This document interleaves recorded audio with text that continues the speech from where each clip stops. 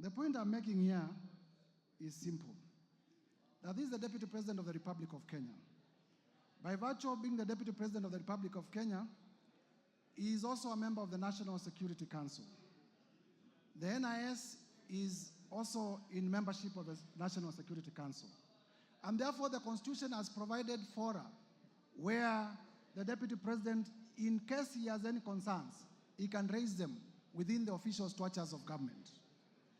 Instead of doing that, he chose to be reckless, with complete disregard of the office, of the high calling of the office that he holds, the office of the Deputy President. It will be remembered that at this particular time, the country was at a security crisis, and inflammatory remarks would have led to the country disintegrating.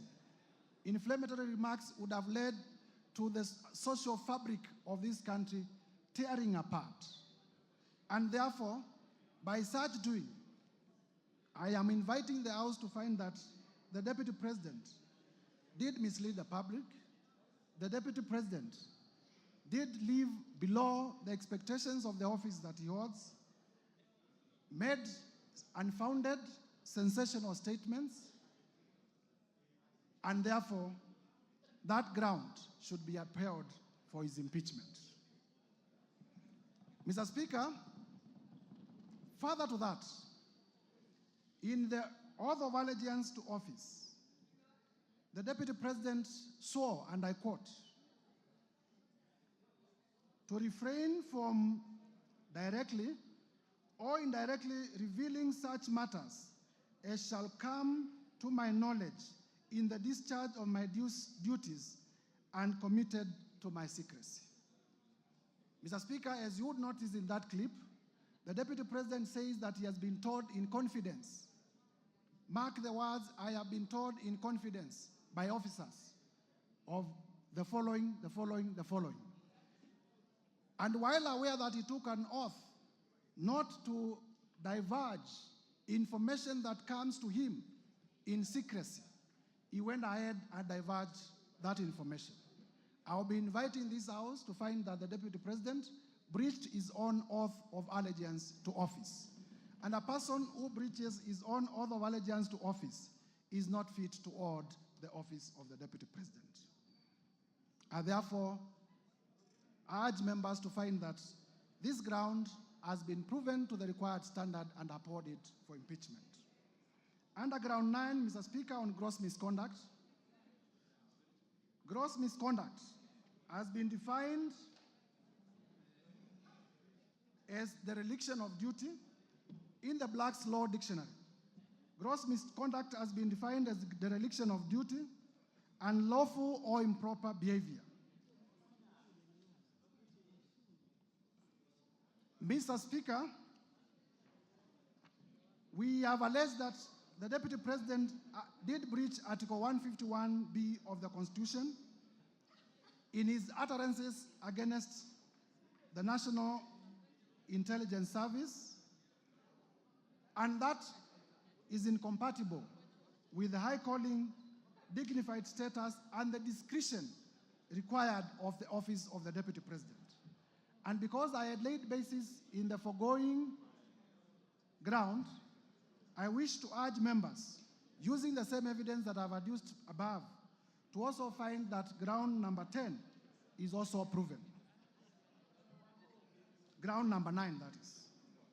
On ground number 10, gross misconduct on insubordination.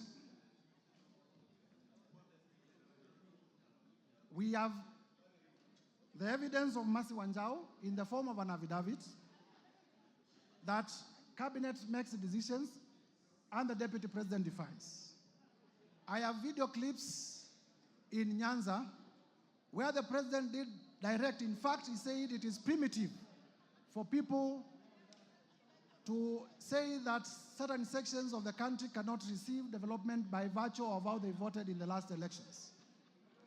And then immediately thereafter, the Deputy President repeated his shareholder Kenya government company utterances, directly contradicting the President.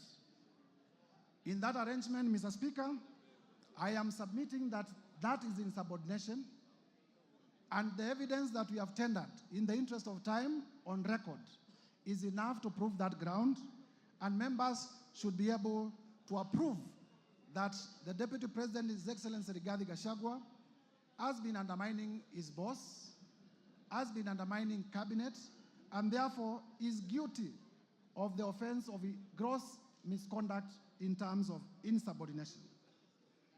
Mr. Speaker, I come to a very interesting last one, which is that the Deputy President has breached Article 151B and Section 34 of the Leadership and Integrity Act. Mr. Speaker, in my bundle of evidence, I have the affidavit of Dr. Andrew Muller, which I would want displayed. Dr. Andrew Muller, Mr. Speaker, was the acting CEO of the Kenya Medical Supplies Agency. Kenya Medical Supplies Agency, through funding of the Global Fund, did advertise for a tender for purchase of mosquito nets to benefit Kenyans. The tender was worth about 3.7 billion. In this affidavit, Mr. Speaker, Dr. Andrew Muller avers that when he came to KEMSA, and Mr. Speaker, the witness is before the House, but because this is not the trial chamber, we will not lead him in evidence, nor will he be cross-examined, but he's ready to be cross-examined when we go to Senate. He avers that when he was appointed as an acting CEO of KEMSA, and he came to office, he found the tender ongoing, and one day, the Deputy President called him, threatened him, so that he could release a bid bond. In his testimony, he says that a company that was being fronted by the Deputy President, if you allow me just to get because this is important, at page 70 to 76, at page 70 to 76,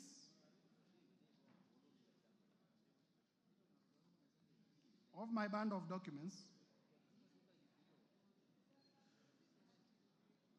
Dr. Andrew Muller avers that His Excellency Rigathi Gachagua called me from his mobile phone. The number is provided. On my mobile phone number, the number is provided, and pressured me to surrender to his proxy the original bid bond submitted by Sobika Impex for the above tender. He told me that he would send a proxy to collect the original bid bond. He goes further to state that Dr. Ikuno Rigathi, who is a son to Rigathi Gachagua, the Deputy President, called me and sent me a WhatsApp message from his mobile phone number, which is provided, claiming to be acting for and on the instructions of His Excellency Rigathi Gachagua. He asked for Sobika Impex Private Limited's original bid bond for the above tender, which he said His Excellency Rigathi Gachagua was trying to collect from KEMSA. Annexed here to and marked AM1 are the screenshots, and I would like them, they are already displayed on the screen of those messages. He goes further to aver that Dr. Ikino Rigathi, His Excellency Rigathi Gachagua's son, sent a one Ogora Wilson Okulo of national identity number that to collect the original bid bond submitted by Sobika Impex Limited. He concludes by saying that given the status, power, threats, influence of the people involved in the interference with the investigations and the cover-up of the irregularities surrounding the procurement of treated mosquito nets, I was constrained to surrender the original bid bond to Ogora Wilson Okulo. In short, members, please listen to this. In short, I was caught in a tricky situation, as there was nothing much I could do as a junior government officer against a sitting Deputy President of the Republic of Kenya.